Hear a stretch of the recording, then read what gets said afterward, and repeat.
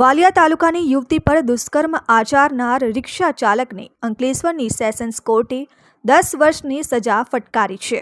વર્ષ 2018માં વાલિયા તાલુકાના એક ગામના રિક્ષા ચાલકે યુવતીને રિક્ષામાં બેસાડી હતી અને ગુજરાત ગાર્ડિયન કંપની નજીક રોડ સાઇડમાં આવેલ ઝાડીમાં લઈ જઈને તેના પર બળજબરીપૂર્વક દુષ્કર્મ આચર્યું હતું અને યુવતીને ઈજાઓ પહોંચાડી હતી। એટલું જ નહીં, કોઈને કહેશે તો તેના મા બાપને જાનથી મારી નાખવાની ધમકી પણ આપી હતી, જે અંગે બાબતે યુવતી અંતે પરિવારની સહેમતીથી વાલિયા પોલીસ મથકે ફરિયાદ નોંધાવતા પોલીસે દુષ્કર્મી રિક્ષા ચાલક સોમા રમેશ વસાવાની ધરપકડ કરી હતી અને સાયોગિક પુરાવા એકત્ર કરી અંકલેશ્વરની સેશન્સ કોર્ટમાં ચાર્જશીટ દાખલ કરી હતી। જે કેસ અંકલેશ્વરના નામદાર એડિશનલ સેશન જજ વિજય કલોત્રા સાહેબની કોર્ટમાં ચાલી જતા સરકારી વકીલ જીગર પંચાલ દ્વારા 20 જેટલા દસ્તાવેજી પુરાવા તથા 19 સાહેદોની ઉલટ તપાસ કરી ધારદાર દલીલો કરી હતી, જે પુરાવો અને દલીલો ગ્રાહ્ય રાખી નામદાર એડિશનલ સેશન જજ વિજય કલોત્રા સાહેબે